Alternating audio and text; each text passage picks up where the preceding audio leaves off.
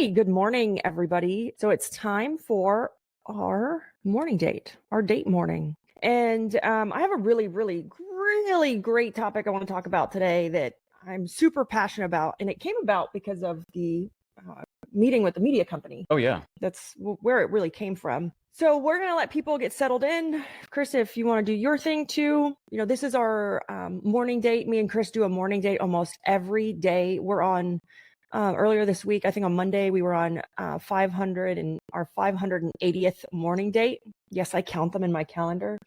And for those that don't know what we do or what this is, we just simply talk to you guys like we talk on our morning date. We talk about business, we talk about life, family, sex, like you name it. We talk about it here, health, food. Nothing is off the table, basically. Nothing is off the table.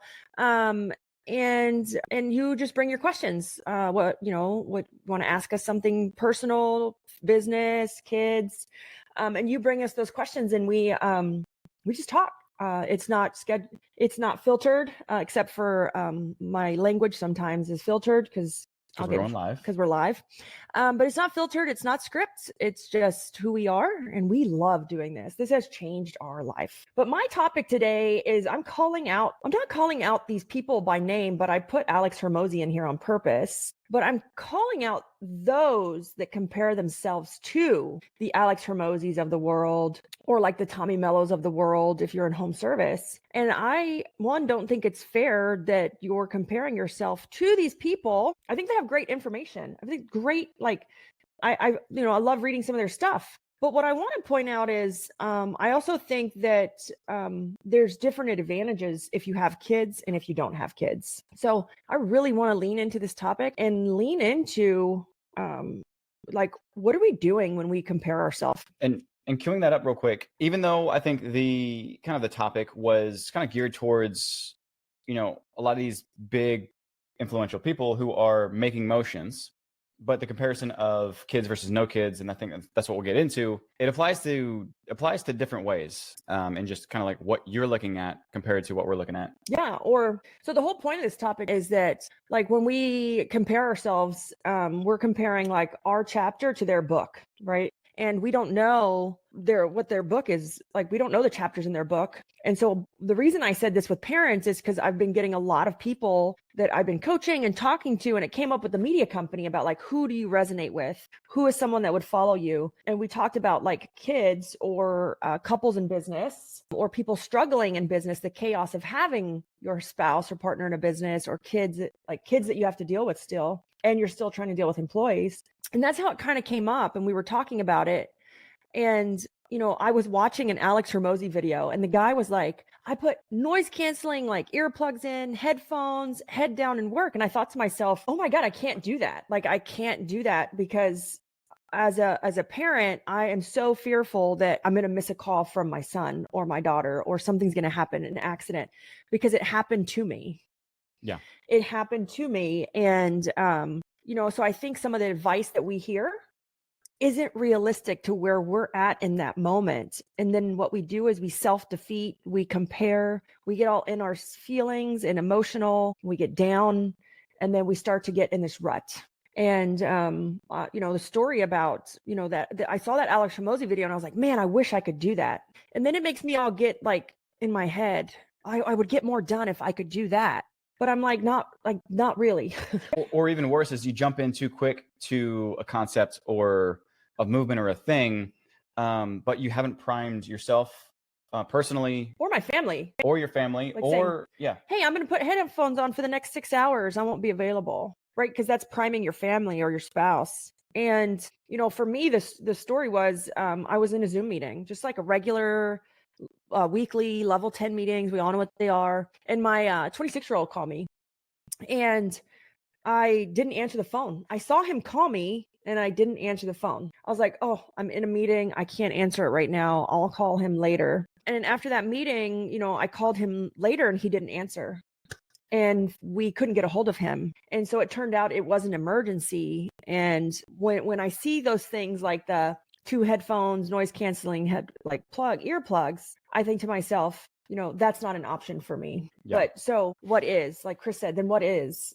And we need to stop looking at it literally and comparing ourselves in a literal sense versus taking the idea of what could I do. Yeah, and what I meant by priming also was more on the larger scale of the concept of not starting from zero.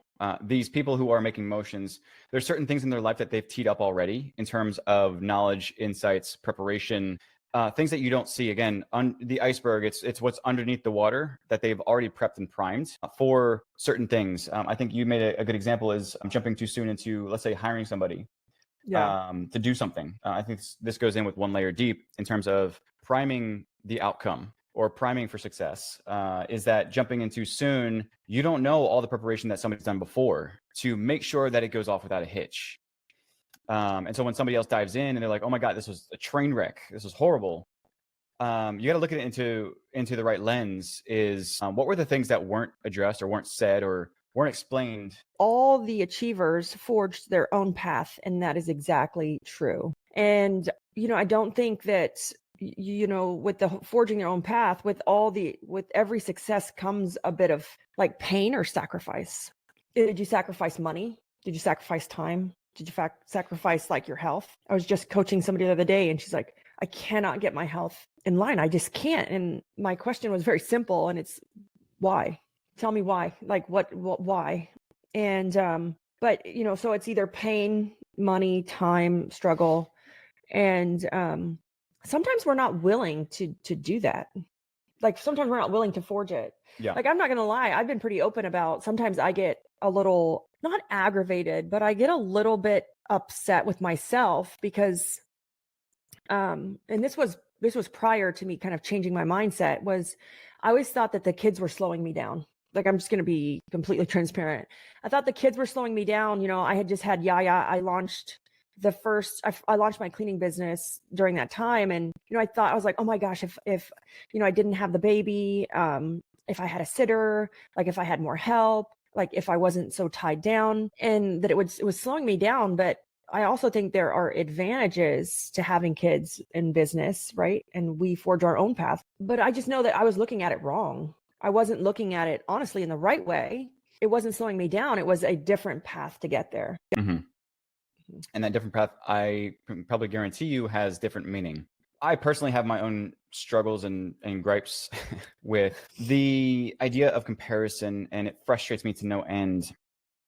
When you have an imbalance, let's say, of a marital relationship with kids, typically you have a husband, wife with children, but you see these disparities of like widely successful or hugely successful, but you don't understand that like it's because one has chosen the path of like working deeply. Usually it's like the man who's exclusively working and building and has no barriers, nothing holding them back, and then the wife or the mother is usually taking care of the kids. And then you think to yourself like, oh my gosh, like they're making so much movement, but when you look at it, it's like, well, they're not taking care of the kids through the entire day. Like everything's taken care of.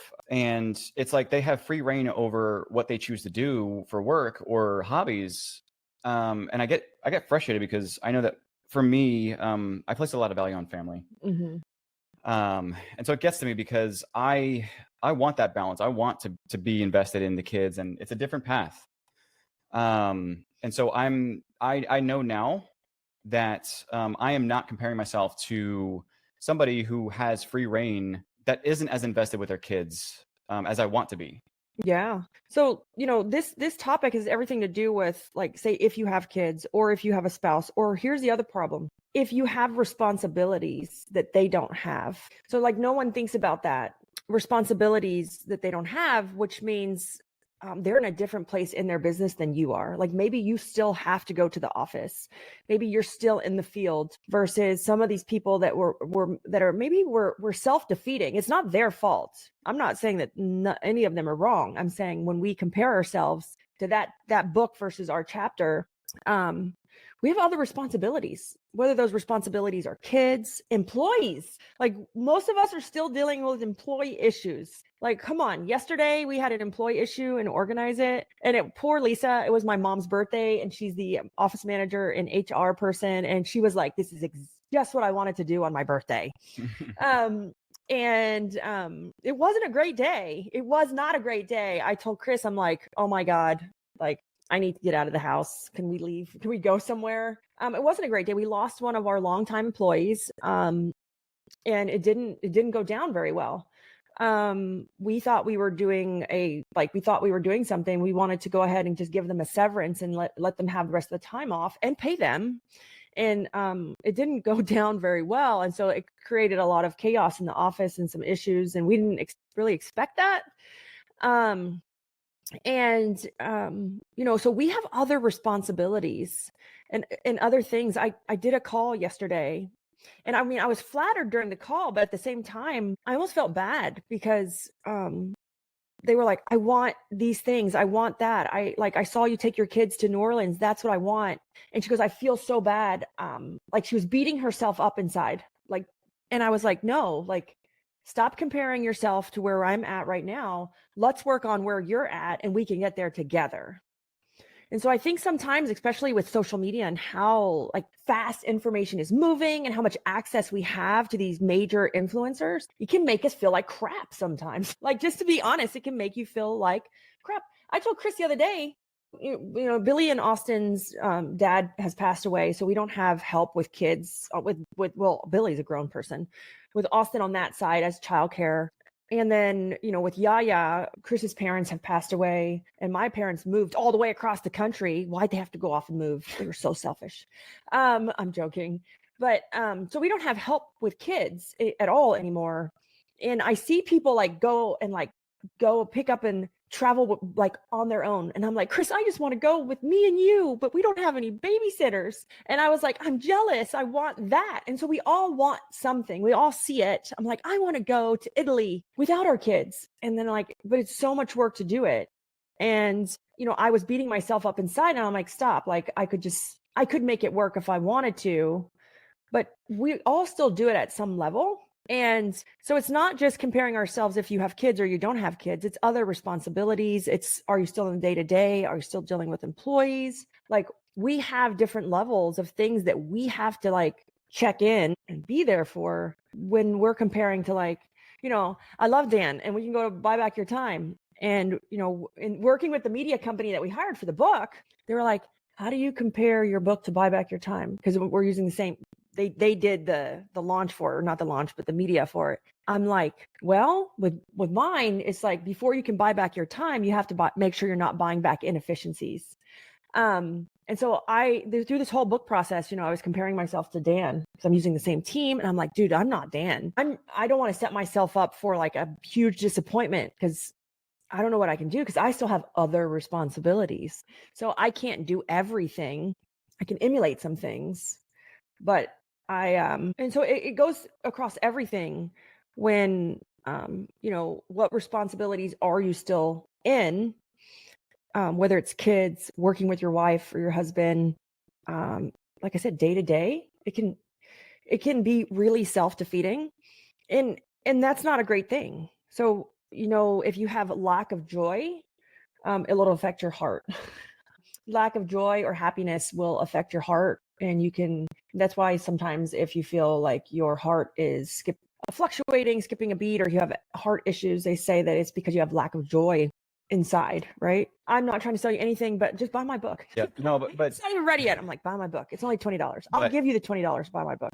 Yeah, no, but everything in life is a sale, regardless if we want to admit it or not. I know I talk about this a lot, but the idea of there's power and influence and the 48 laws of power, and the idea that everything in life, don't outshine the master, baby. Don't outshine the master. Everything in life is based on how you can influence others or influence a situation to your favor, whatever that might be, just in public perception of like where somebody's at and what they're choosing to show versus not, because it positions them in a better way or better light, so that they can then get more influence and kind of give you the pitch and whatever they're trying to sell you on, even if it's just sell you their friendship or something simple like that. Yeah. I mean, I think this is a good topic. It's comparison. I also think it's motivating though. Like, let's not get this wrong. Let's go to the other side.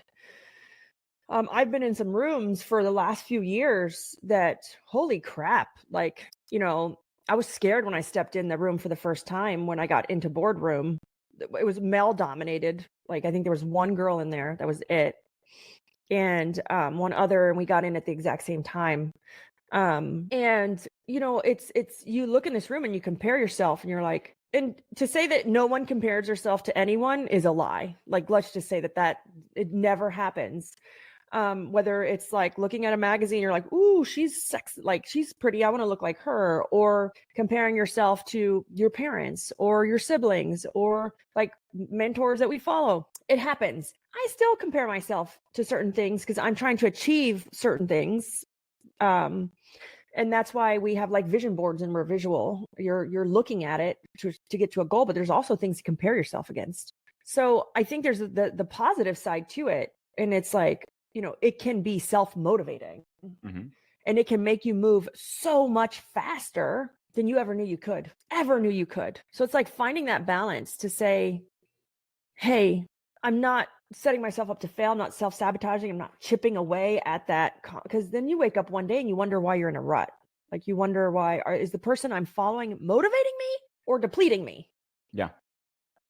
And I've had that realization over the last year and stopped following certain people because it was kind of making me feel bad about myself versus being in a room or following people who truly motivate you versus kind of that depleting feeling. And the person doesn't know that. Like the high achievers don't know that they're depleting you, right? It's different for everybody.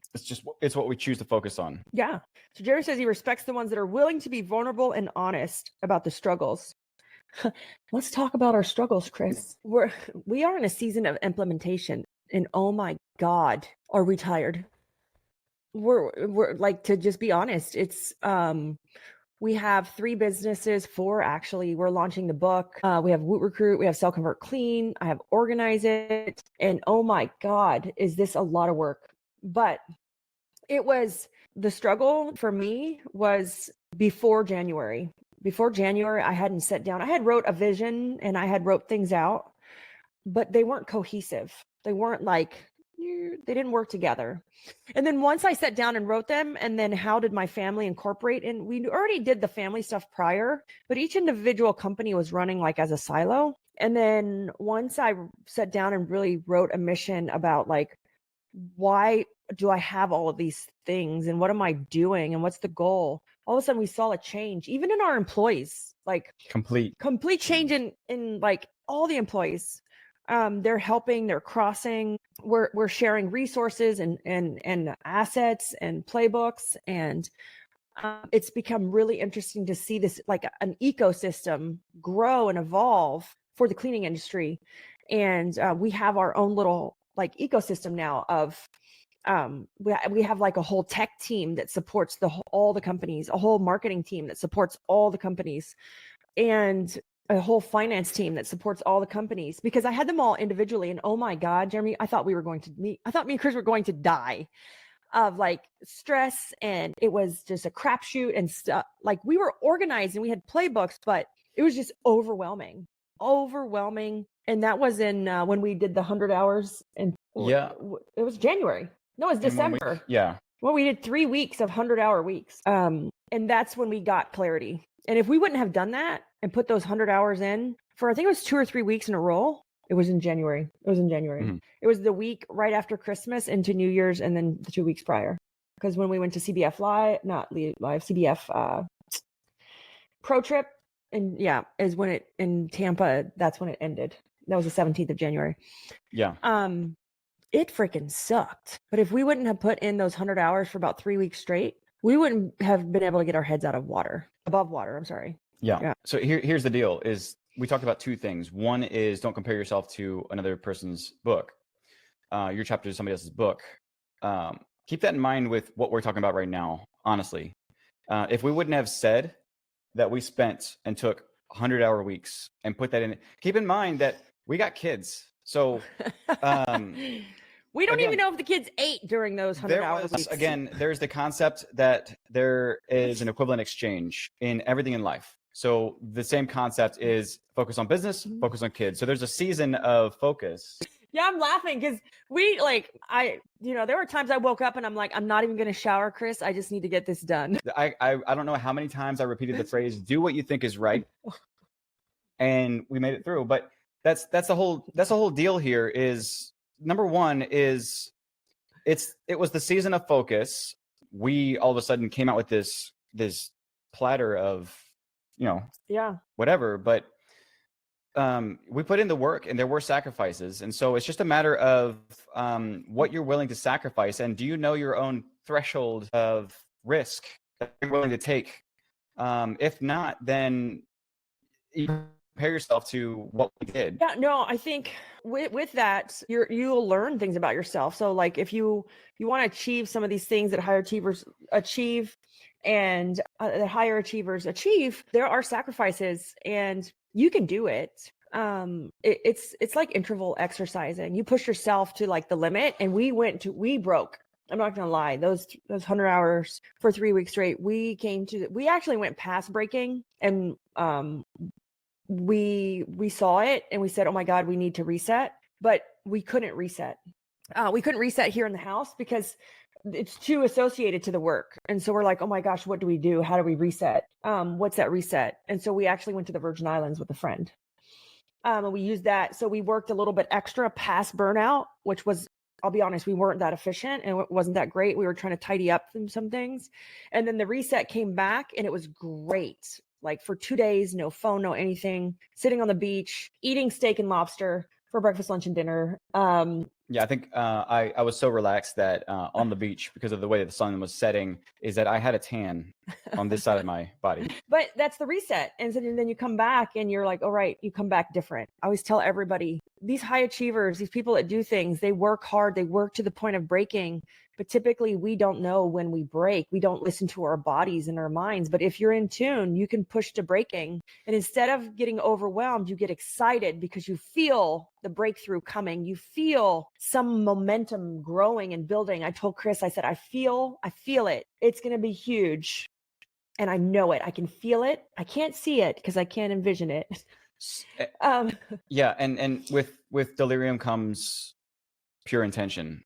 And I think that's where the power comes in, is that when you push yourself to the state of exhaustion. And I know you've done mental exercises with this as well, Reiki, breathing, other things like that. But it's the concept that delirium, being in a state of delirium, actually gets you closest to the purest state of intention in whatever you're doing. So these 100-hour, or let's just say 300-hour in 3 weeks. in 3 weeks, really pushed us to that state of delirium of pure intention. And that's when things really start to, you have this, I'm trying to figure out the best way to show it, but you have this teeter-totter of progress. And at first you have progress because you're working on something, and then all of a sudden you start to tank because you're becoming exhausted. And then once you hit that state of delirium, all of a sudden your productivity just peaks, but you can't live there for long. It's like running your engine in red. It's going to be powerful, but you got to get out of there quick. Oh, I stopped drinking during those 3 weeks too. Wine. Like, I stopped drinking any alcohol, but I stopped drinking wine during those 3 weeks. For intentional. It was intentional. It was on purpose. I wanted to be in the highest state of focus and flow as possible. I have never gotten so much done in my life. Like to get it all like nailed and intentional and every decision. And like we actually broke down and rebuilt a lot of the internal things of our companies during those 3 weeks. And it was an amazing experience, I have to say. But what I see a lot of business owners do, and this was us as well, is you don't recognize burnout. You don't recognize it. You're just overwhelmed and you think that that's what it's supposed to be. Like you just think, I own a business, it's supposed to suck, right? And that's not true. It's just that we don't know how to recognize burnout. We don't know how to unplug. We don't know how to step away. And then what we don't know how to do either is I didn't know how to come back. So like when I would hit burnout, I'm like, oh my God, I need a day off. Oh my gosh, I need to unplug.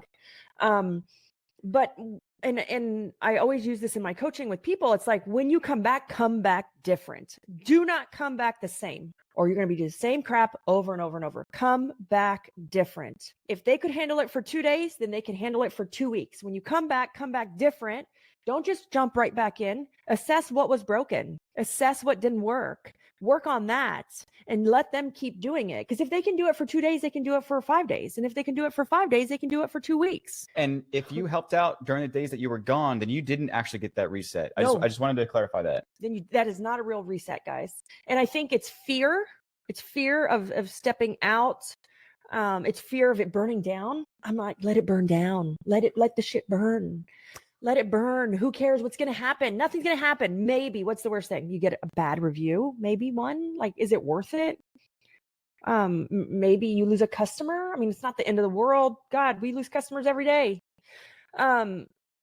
So it's fear that kind of holds us hostage to that. And that's why we hate our businesses. That's why we hate our businesses. And it's just a really interesting mindset. And we have to be more comfortable stepping away. We have to be more comfortable empowering and delegating.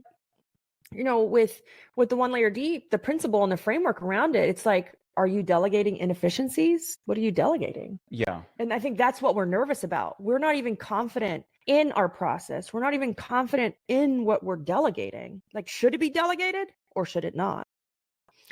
I gave somebody one of our frameworks from in the book. Like, we're going to start dropping the frameworks. We're going to start like doing things. And one of my coaching clients, they were struggling with the office. They were extremely over budget with the office staff. He's like, Libby, I don't know like what to do. I don't know where to fix. I said, this is the first thing we're going to do. And so I gave him the framework, and there's several steps within the framework that you got to do. And he did it. And he's like, I said, when you do this, just give it to them and say, give it to each person in the office. So you have to do this for 5 days. And, it's a time audit, and we have a whole sheet on it. And so they do it for 5 days. And I said, don't say anything. Don't look at, you can look at it like on day 1 to make sure they're filling it out right, but don't say a word, don't micromanage, just let them fill it out and see like what it comes back with. And I said, you will be mortified. You will be like, oh my God, like you might as well just take money and throw it in an incinerator. We've done this. We do it every 6 months in the companies. And it's only step 1 of 3 that creates a breakthrough. It's only step 1, guys. And here, yeah. And after that, he's like, I said, okay, let's do the next step. He's like, no. Like, he's like, he fired 2 people instantly. And I said, well, wait, don't fire anybody. And he goes, no, like, because I said the process is broken, or the handoff is like it's too many handoffs. It's, you know, is it a teeter-totter of information? Is it broken playbooks? Is it like, are you not using the softwares efficiently? And he goes, no, it's like I have to remake things. It's not their fault this is happening. It's my fault. I delegated something that shouldn't have been delegated yet. He's like, a $7 hour remote person is now costing me $21 an hour because of the inefficiency. And he had 2 of them that he fired. He kept the 3rd one. And, you know, it's crazy that when we go to saying like, hey, I want to go on vacation, I want to step away, we don't even trust our own process. And so just auditing like what's happening. And I said, hey, there's 2 more steps left in this process. I know I don't want to do them yet. Like, let me go work on the things I had delegated. He's like, it was a crapshoot. It was like all over the place. I made it too complicated. Let me go fix that first, and then we'll come back to it. Yeah. Sorry for the long story and rant, and I think in business we don't trust ourselves. Yeah. And that's huge. Sorry, go ahead. No, it was another point to that with the whole topic of delegating with inefficiencies. And I want to, with a grain of salt here, is the idea of comparing yourself to somebody else. And what we did, don't just jump at it and start to overhaul and go away for 3 weeks and just cram and then come back and try to flip things around in your business or your life. What you don't see is that in doing all this, we had already worked on alignment, on extreme clarity and transparency with every person that we intentionally primed and staged for this transition. And we do it every 6 months. Yeah. So I don't want to say that we just at the drop of a hat that all of a sudden we dove in and we saw all these things and we flipped it over to this brand new organization and everybody was 100% sold from the get-go without doing any work. We had to put in the intentional effort to keep everybody aligned, be fully transparent, and have pure intention, so that when we made the delivery, people were already sold before a word even came out of our mouth. They were like, yes. Yeah. And I wanted to at least position that, because if somebody goes in and tries to do an overhaul of any process of doing these practices, there's got to be priming that happens beforehand. Otherwise, trust, safety, psychological safety. Right.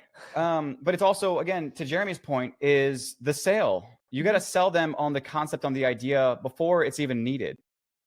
Because again, I know it's the fluffy rah-rah. It goes to vision. Yeah. That goes to vision and goes to vision. How do you make your cleaners feel like they're doing more than just cleaning? And that's vision. It's vision. It's like your vision is so clear and so strong. You're purpose driven, right? There's a purpose project. That's Chris's term. It's a purpose project. You're so driven, and that everything's bigger than what it is. And that's how you get them on board and start priming them, is the vision, the vision, the vision, right? Our vision within the Libby Dilution ecosystem, which houses Organize It in all their locations, Woot Recruit, Sell, Convert, Clean, and the 1LD, which is like the book entity, is our vision is to create an ecosystem to support the cleaning industry through tools and softwares and coaching. Like, that's my vision. And it was so specific and and this is how Woot Recruit's going to do it, and this is how Sell, Convert, Clean's going to do it, and this is how Organize It's going to do it, and this is how the book is going to do it. And then when we put all them and they all had a purpose, then all of a sudden our leadership staff had excitement. And you don't have to have multiple companies to do this. Then all of a sudden there was pride in scrubbing a toilet, right? There was pride in washing windows. It wasn't just the motion of washing the windows and scrubbing the toilet. But the vision is so important. It's so important. And as owners, we skip over that because we think, oh, I need another playbook. Oh, I need another process. Oh, I need another tool. Or, oh, I need another software. Which I think is not true. And one more thing, in delivering a vision and in getting buy-in, don't feel like you have to practice the what's in it for them mentality, because I think that's where a lot of people get stuck, is in thinking that my vision has to include something that they're going to get excited about in a monetary sense, or in a tangible way of saying like, oh, and you can also get a raise by doing this, or this. No, it's the vision, it's the concept, it's the bigger picture. It's, if they're sold with you, then they're sold with the vision. Your goals, your vision has to be so big that all of theirs fit into it. It doesn't have to be aligned with theirs. Is that all of everyone who works for you's goals have to fit inside your goals. If your goals are too small and they can't house them, then they have a hard time getting on board. And it's alignment. Again, alignment, transparency, intention. You're not changing your goal to fit theirs. You are creating the bigger picture of what your goals are. And again, thinking bigger in terms of not specifically for one thing, but if they don't fit in there, in all honesty, in all genuine, approach, then it's okay. Yeah. But as long as you have this pure intention of what your goal looks like, and it is big enough for the right people to stay inside of that, I think that is what we're trying to achieve. Yeah. And hiring sucks, right? Sorting through bad applications, ghosted interviews, and wasted time. It's all exhausting. That's why we built Woot Recruit, the hiring system designed to attract and convert the right people for your business fast. What are some of the benefits? Well, you get more qualified applicants without lifting a single finger. Increase your show rate, eliminate the worry of ghosting. Track every single step of our process with real-time data. If you're tired of hiring headache, go to wootrecruit.com and let us start filling your open roles today. So to people out there that are saying like, well, I don't see myself as like a giant business owner. I don't see myself as like a $5 million company, or I don't see myself like you, Libby, because I've had people say that to me, like, where you own multiple things. And I said, that's fine. But here's where my challenge is to you and everyone that's listening, is that we're all put on this earth for a purpose. For a purpose. This can be religious if you are into organized religion, or if you believe in God. This can be spiritual, but we're all put on this earth for a purpose. And we're being too literal with our cleaning company, right? Our cleaning company, for like Tammy's case, you're here for a purpose. What is that purpose? And how does that cleaning company anchor to or help you get to the purpose? Is it money, time, freedom? Is it associated to the cleaning? It may not even be associated, but your purpose needs to be shared. Like your purpose. If you died tomorrow or today, and hopefully nobody does, if you died today, would you be happy with what you achieved? Did you achieve your purpose, why you were put on this earth? Did you achieve that purpose? And so that purpose is part of your vision, which is part of your company, no matter what company that is. And it can be associated to the company, or the company can help you get to the purpose. Like I said, by money freedom, time freedom, purpose freedom. That goes in the vision. And that's what like your technicians can get on board with, because they're sold on you, not necessarily the actual job, but they're sold on you. I realized the other day that like a lot of our staff doesn't necessarily have my core values that I made for the company. Which is contrary to typical, I'm going to say this right now, EOS typically says that they have to align, and everybody it already has to be there in people that are currently in your company. I disagree. The values, our core values of our company are me. They're what I embody, they're what I envision. A lot of our employees aren't me. They're not necessarily curious or constantly learning. They're a lot of them are very quiet. Chris said to me, what did you say to me yesterday? You have a lot of introverts in your life. Wait, no, passive. What'd you say to me? I think it was passive people. I don't remember how I said it. You have a lot of passive people around you. I'm like, I don't know why. He's like, did I hire them? Like, I know I hired 2 at least. I'm like, they're very passive. No, they get things done, but they're just very passive. And so I noticed in auditing, because me and Chris are working on, for all my cleaning business owners out there, we're working on, I hate the word assessment, but it's going to be a AI assessment for residential cleaning technicians. Like first residential cleaning assessment ever. And so we're going down, like I was looking at my core values. I'm asking some other cleaning business owners for insight. And I looked at Chris, and I was like, none of our technicians have any of these core values. And we don't have a turnover problem. We have had like amazing retention for the last year. And then like most of my techs have been with us like 3 years, but they're not anything to do with my core values. They are sold on us. They are sold on the company, and they're sold on the mission, and they're sold on me. Yeah. So, and I think there's some magic to that, is the whole stigma of they have to fit your core values right now is a little bit, I don't think it's true. I think there's a half truth. And it's that if you can, half of that is you influencing or being a center of influence to kind of inject those core values over time with the greater purpose, with the greater vision. I think that's really what it means. So I love this word influence. I have a section in my coaching program around influence and negotiation. I think people suck at this. I sucked at it for years. The negotiation part, I didn't have the confidence. I think men are better naturally because they are naturally raised and bred with more confidence. Women tend to suck, or at least I sucked at negotiation, like negotiating salaries and raises and like buying something and a car. And like, I'm great at it. Chris is like, ooh, I'm watching you. And you're like, why did you say that? Did they add? And I'm like, no, I'm setting it up. Be quiet. In negotiation. But let's talk about influence. Some of the most amazing leaders who can keep people, have great retention, are great influencers. Like influential people. No, I'm not talking about social media influence. Like we're not talking TikTok influence, guys. Like put that to the side.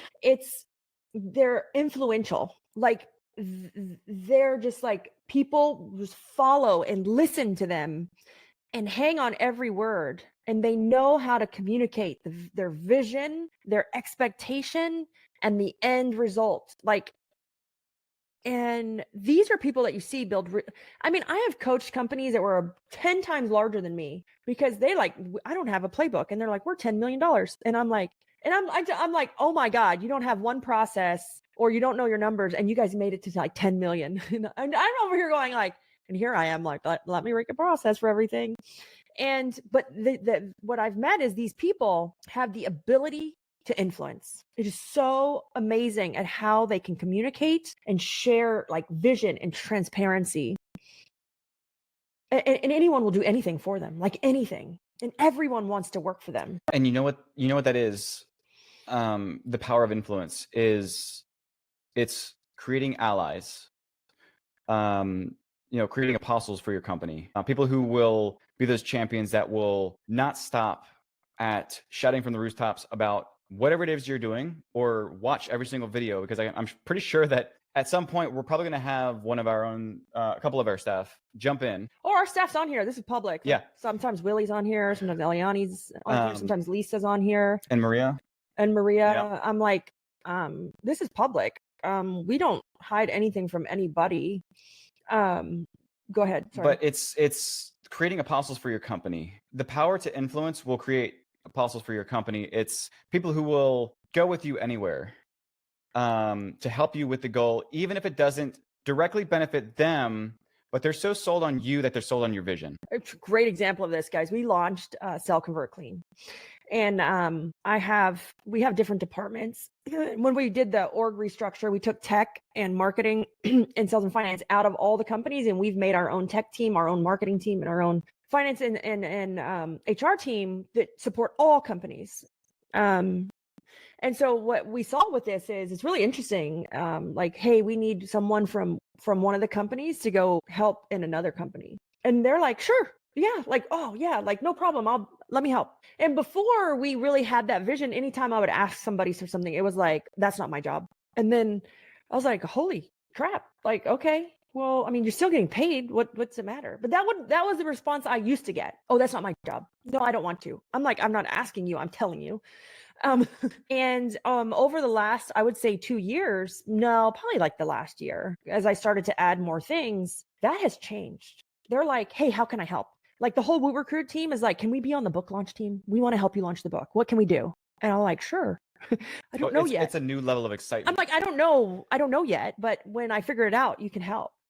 And I don't expect them to work for free, but they didn't even ask me, are you going to pay me for this? They were just like, we want to help. And that's like next level influence.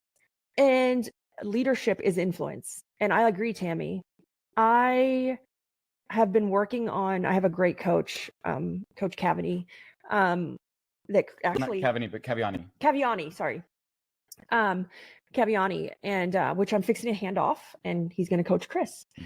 Because it's time for me to move on. And we worked on over the last year and a half levels of leadership. And he's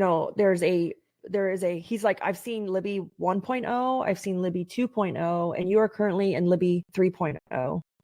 And I just thought that was really interesting because no one had ever really said 1.0. We see that in software, and we see that with like books that come out like 2.0.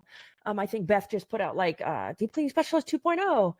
And I've never really heard anybody address like Libby point 2.0, like Libby 3.0. And he's like, you're now in 2.0 or 3.0.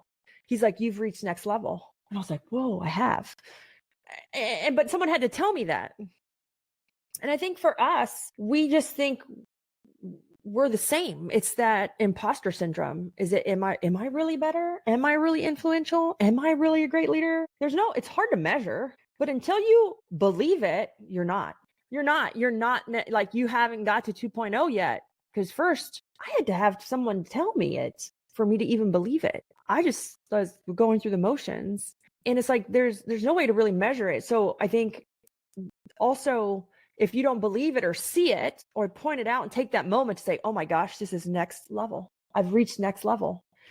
Then if you're not doing that, you can't actually get to the next level. Yeah. The idea of the concept here is with the power of influence. Influence is leadership. Great influence is great leadership. But the power to influence people will determine how far you can go. But in order to unlock that, you need the power to influence yourself. And that's what Libby teed off, is the idea that if we're still so insecure about ourselves and about opening up to the idea that we are better than we think we are, you'll stay stuck if you don't open that up. You got to influence yourself first. So I think men, though, let's get into the men-woman thing. Women, for all the girls on here and all the guys, I'd like some input.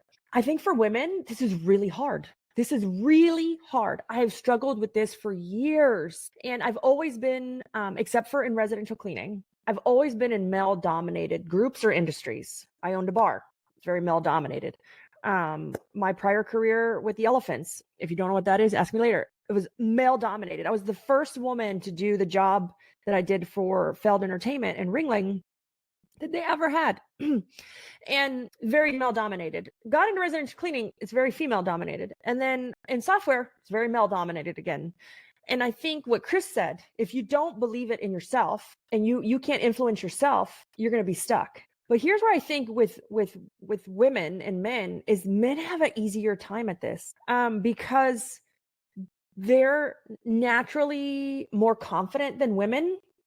It's a man, like you're supposed to be the man of the house, like you are the breadwinner, like they're the primary this, they take care of like women. And I'm not getting into like anything like that because I'm a girl and treat me like one, buy me flowers and call me pretty. But when it comes to like this, how we're made, our chemical makeup is what I'm talking about. It's like I feel like women struggle with this so much more than men with the confidence to say, I've reached the next level without like actually believing it. Where men, I see they have that more confidence when they walk in a strange room, or they're more confident, like even in negotiating and delivering information or in communicating. And I think women naturally inherently have a harder time. Can I give my thoughts on why I think that is? Yeah. I do think that naturally, because there's some psychological or some biological things that that women have that men don't. But one is Empathy. a close perception, of emotion, Mhm. and you're more perceptive to emotion. That being said, as well, is with audio, women have a higher register of higher frequencies in their hearing. So babies crying, women are more attuned to hearing a baby's cry. Is that why you never heard Yaya cry? Exactly. But no, I'm that's serious. No, he's here, serious. He's serious. Yeah. There are certain biological functions that are different in women, and one of them is perception.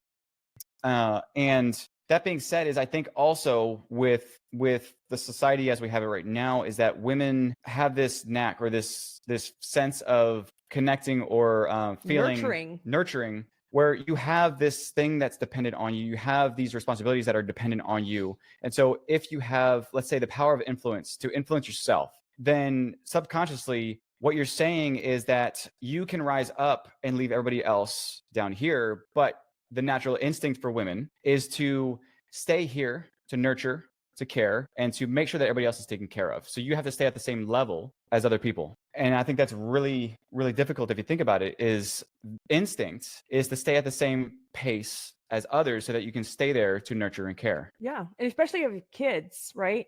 Because it's like it's that nurturing side that we have, like what Chris is describing, especially if you have children. But I think for women, we have our advantages too. Those advantages are like men might have more confidence naturally, inherently, like chemically, and that can be worked on. Like I've worked on mine for years. I had to be confident.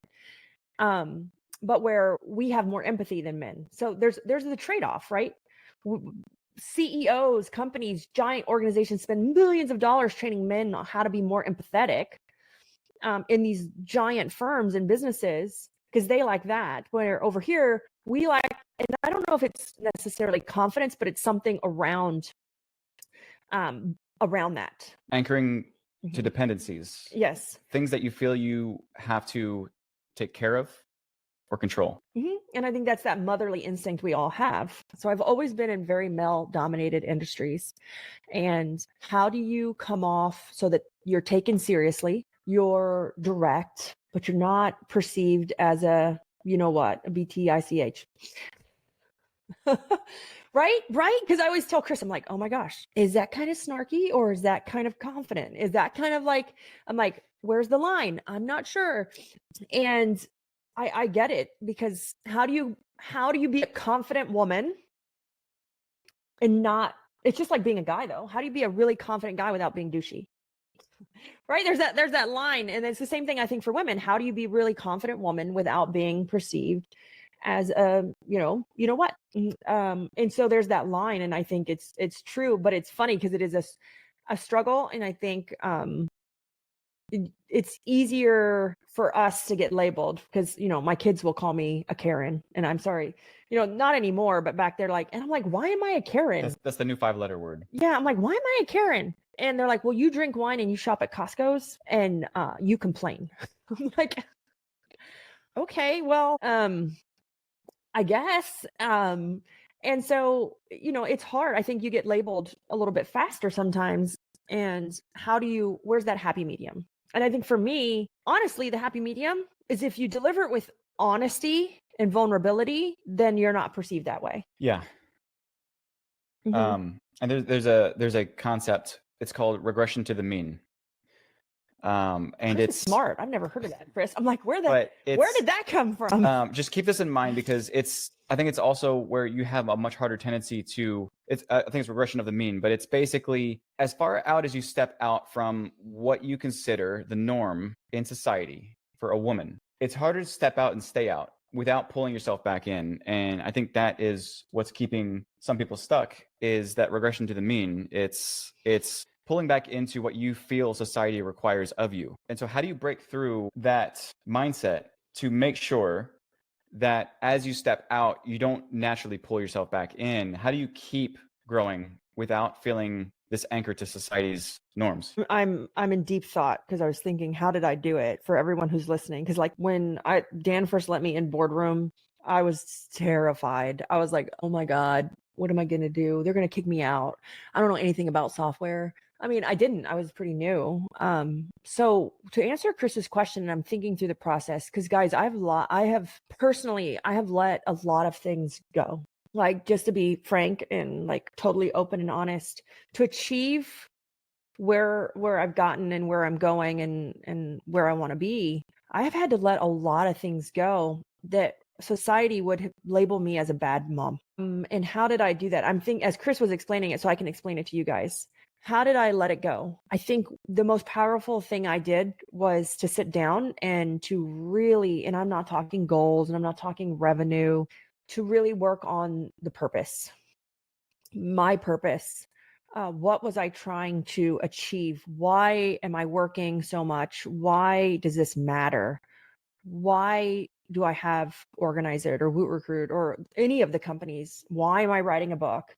And I think for me, when I sat down, because in 2025, I said a few things, and you guys might laugh at me. I'm not cooking, and I haven't cooked yet. I'm not cooking. And I feel like, God, and I told Chris, I said, I don't want to cook. It's like the biggest waste of time in my mind. I I don't even want to eat, to be honest, because I could be doing something else. And for me to like say that out loud was one, I was like, oh my God. And I put it on my vision board. I'm like, are people going to judge me? Like, I don't want to cook. Like, it's to clean and to wash the dishes and to cook the food and to go grocery shopping is like, oh my God. It's just so much work. I'm like, I could be doing something else. Food is not that important to me. And so I haven't cooked, and I'm not driving. I said, I don't want to drive in 2025. Granted, I have had to drive a little bit, but I sold my car. I don't have a car. Achieved. Done. And every once in a while I have to drive, but I want to drive. That's my downtime. While I'm in the car going somewhere to do something, I'm doing little tiny things to button up things so that then I can spend more time with the kids, or I can have a great dinner and not have to be on the phone. Because so it's like, where can I use and maximize my time? But in society standard would say, well, like, you suck as a mom. Why aren't you cooking your kids dinner? Or why can't you drive your kids to soccer practice? And then I'm not cleaning the house. I'm like, I'm not doing certain things. We have the house cleaner. What else? There was a few other things. Oh, and I don't deal with Yaya in the Girl Scouts. I just said I can't. I gave years of my life to Billy and Austin and their sports and their extracurriculars. I'm in the season where I don't want to be involved. I need to focus. And we worked it out. We said that was okay, but like with Chris back, what'd you call it? Your anchors, or wait, to the mean? Oh, regression to the mean. In society standards, I would be looked at as like a horrible mom. I'm not involved and I don't want to be in like the Girl Scouts. And it's nothing against the Girl Scouts, just I don't want to do it. I don't want to cook. I don't want to wash the dishes. I don't want to drive the car. But for me, it was sitting down and saying, okay, what is the purpose, and figuring out the actual purpose. The third mountain, where are we going? Why is it so important? And what's it going to do for my kids and my family? And once when we saw that the purpose was bigger than cooking dinner, then that now became, it was okay for me to let that go. It was okay for me to not drive. It was okay for me to say, hey, I don't want to be involved in the Girl Scouts. I'm good. I need to focus. And it didn't make me feel bad. Because as a mom and even as a dad, like if you said I'm not going to do those things, you'd feel bad, you'd feel guilty. And I did for years, and I still did them, and I hated them. And then I did the same thing with groups. Like sometimes we're too attached and too involved with certain things or certain people. And I said, how do I let them go? How do I justify it to myself, not to anybody else? Like, let's just make that straight, because you can't feel guilty. You can't have shame, or it's going to tie you back. It's going to anchor you back. And you can't freely be like free to then next level. And it was by getting that vision so clear. Again, it's not revenue. It's not necessarily for the company. It's the vision for you and your family. And what is the goal? And then all of a sudden, the kids were supporting the book. Austin works for, I don't even know who Austin works for. Austin works for Libby, the book. No, he works for the marketing, social media. Billy works for Organize It. My mom works for Organize It. Chris works for Woot Recruit and Sell Convert Clean. And then all of a sudden there was this mission, and Yaya's like supporting the book. And she's like, Mom, we have to do this for the book. Mom, you forgot to do this for the book. Like, and there's all of a sudden this like excitement for everybody, not just me. And it allows next level to be easier. So I hope that made sense. So what you're saying is that you intentionally stepped away from the norm, because if you did not, you would actually be doing a disservice to everyone around you. Honestly, it was more selfish if you stayed, again, regression to the mean. If you stayed in that societal norm, you were doing a disservice to everybody else around you. Well, yeah, because it's not just business. It's it's how is this business going to change our family? So it goes to, for me, let's talk about this, right? It goes to generational wealth. Generational wealth. No, I'm not leaving them money. That's not what generational wealth is. It's like generational safety, not leaving them money. It's how do you create that legacy, that empire, that thing I never want to retire from? How's it going to help our kids? And it's not by giving them a company, and it's not by giving them money. It's by giving them tools, right?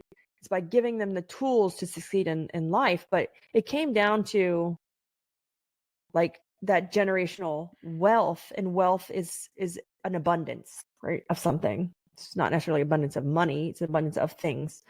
Of anything you want it to be. But for me, it was, how does this contribute to our kids? Like, how's this set you up? I'm older than Chris. And so I'm like, I have to like, how does this set him up for success? Versus, again, goes further than to just like, this is not just about scrubbing a toilet. It's so much more. Yeah. And to your generational wealth, it's creating leverage for the next generation. It's creating leverage for other people to, not with money, but to take that next step for you. So yeah, you step away from things, but you step away with intention. And then when you step away, it's handing it off. Then what do you do when you step away? So over the last, since January, we've been clearing my calendar. And then I look at my calendar and I'm like, oh my God, I don't have anything to do. If you looked at my calendar at like in 2024, it was packed. It was like meetings and meetings and meetings. And now we look at it and I'm like, oh crap, now I got to actually do something. And I'm like, you step away, and then, but now what do I do once you step away? And it's next level. It's different relationships. It's handing off like I'm handing stuff off to Chris. Marilyn is doing meetings on my behalf instead of me doing the meetings. She's doing some for me. And it's like, how do you keep stepping away?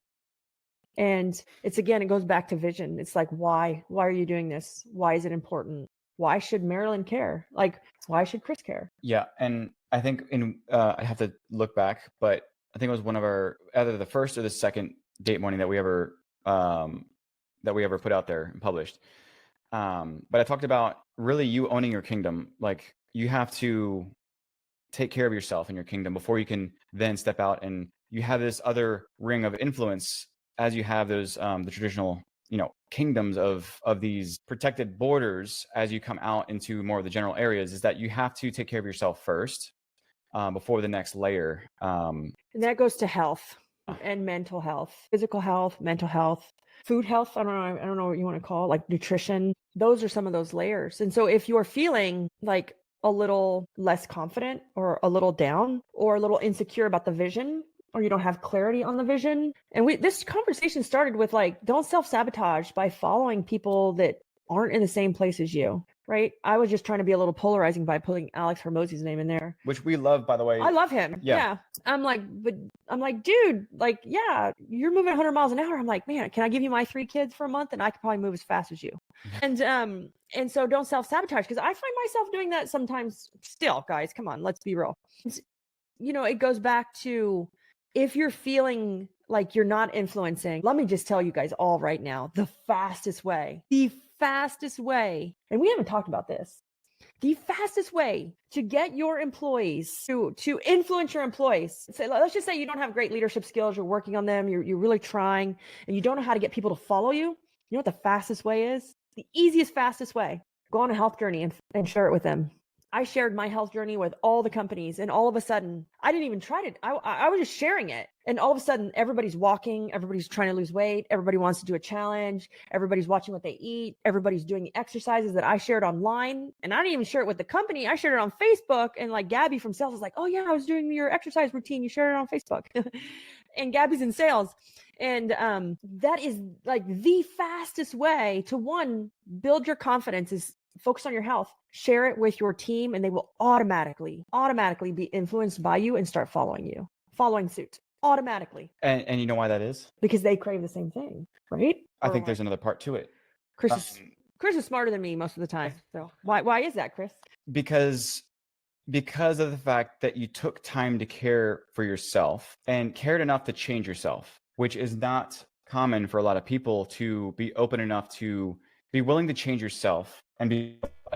And so I think that subconsciously is that they will see that you are willing to, one, change yourself and change your health. We haven't talked about this, but this happened, like 3 years ago? Well, it happened originally when I cut out carbs and sugar, which was like 3 years ago. We saw it and organized it. And then about 2 years ago, Woo Recruit really started. They started doing walking challenges, and we started to have like health, and whoever won got like a paid day off. And then we did vision boards again, and everyone wanted more health. Everyone's like, man, Libby, I don't know how you don't eat carbs and sugar still. And it was like, all of a sudden I became an influencer within our company, and I didn't even know it. I didn't even try to do it. And I told Chris, I was like, this is weird. But if you start taking care of yourself, automatically, you will influence people without even trying. And so it's actually even more genuine, because like maybe you said, because you care enough about yourself to do this, and people aspire to do that. They long for it. It's hard. So it's easy to do, like, it's easy to get people to follow you by doing this, but doing it is hard. Yeah. And I think people long for that. And we all want better health. Everybody. Like, it doesn't matter if you're already in shape. People want to be in shape. And I was just blown away by how I was influencing them, and I didn't even know it. And then one day I told Chris, I was like, this is crazy. Like, all of a sudden everybody's worried about health, and everybody's walking, and everybody's watching what they're eating, and everybody's exercising because of me. And I was like, wow. And I think that's where it really started, with me turning into next level leader. And that started about 3 years ago. And so now here's the thing, guys, I can't let them down. Show them that you're trying to become a better person. But I can't let them down. Like, I've shared the journey. Now I've had setbacks, but then I can't let them down. They're watching me. They're watching every step I do and everything I take and every like health journey and workout and like and I don't want to let them down. So it's a next level accountability as a leader now too, that I have to maintain this and actually keep going. I can't see what Kathy wrote. I'm trying to see. Yeah. So, by the way, it's great. Teresa McConnell, she said, I need your exercise routine. We'll drop that later because we've mentioned it a few times, but I think we need to have it. We'll make it a regiment. Let's Yeah. call it that, with our date morning and our flow and rhythm. But Kathy said, this is so true. I just started walking at lunch and always asked if anybody wants to join. And they used to always say no. Now we all go on a power walk every day together. Love it. They will deliberately block it out on the office calendar now. Yeah, we did that and organize it back when we were in office. Now we're all remote. We made everybody go. Well, we blocked out everyone to go on a walk. It actually boosts productivity if you go outside and move your legs and get some sun. So they'll actually be more productive if you let them have like a 15-minute walk. I tried to force them to do it and they didn't do it when I tried to force them. And then when I started exercising and sharing it, and then every morning and organize it, almost every morning, not every morning, I share a picture of me on my morning walk in the Organize It chat with the cleaning technicians, and that I'm on my morning walk. And so like in the all staff chat, that's in our Organize It chat with the cleaners, like I share pictures of me on my morning walk, and it really encourages other people to do it, whether they want to or not. Like either they aspire to do it, so then they look up to you, or they do it, which then they look up to you even more because that sense of feeling they get, as they associate it to you, inspiring them to do it. I think this is a great topic. I love this topic. You know, it's all about, we talked about like comparing yourself, but we're looking at these high achievers, these influencers, and how they influence us. This is all about influence, whether you're following Alex Hormozi or you're trying to be an influencer, right? A good leader, somebody who is influential, someone who's influential. And so my key takeaway here for everybody, because I want to go have my lunch. I'm excited. My key takeaway is to be a really good leader, an influencer, someone who's influential. There's a key components, but I think it's transparency. Because if you're not transparent, you're adding so many layers of complexity because you can't remember who you told what to and what you're keeping a secret or what you're hiding or what you're not sharing. It's transparency. It's being open and honest. It's sharing your journey publicly. Like when I do a post, I'll drop in like my Facebook profile post in like the Organize It chat or in the Woo Recruit chat on my Facebook profile. So like when I'm working in the lawn chair from Margaritaville, they all know I'm working from the lawn chair in Margaritaville. But you know, sharing that openly. So, you know, it's being open, it's on being honest, it's being vulnerable. But the other thing that makes a really, really great person of influence that I'm working on still, that I have not mastered, is the ability to storytell. And I don't mean like tell a fake story. I mean to share the story, like story tell. And this comes to like even saying like, hey, I want to work on a new marketing project. And the ability to be able to explain it, to story tell about what I want, is still a struggle for me. So that's something I'm working on.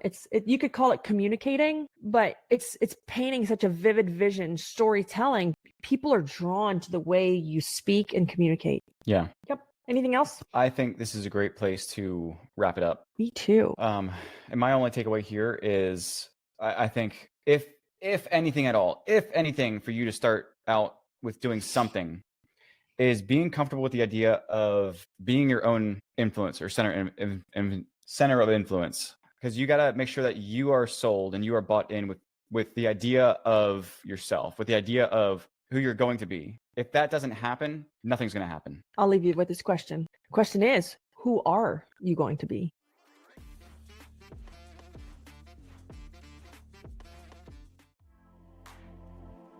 Hiring sucks, right? Sorting through bad applications, ghosted interviews, and wasted time. It's all exhausting. That's why we built WootRecruit, the hiring system designed to attract and convert the right people for your business fast. What are some of the benefits? Well, you get more qualified applicants without lifting a single finger. Increase your show rate, eliminate the worry of ghosting. Track every single step of our process with real-time data. If you're tired of hiring headache, go to wootrecruit.com and let us start filling your open roles today.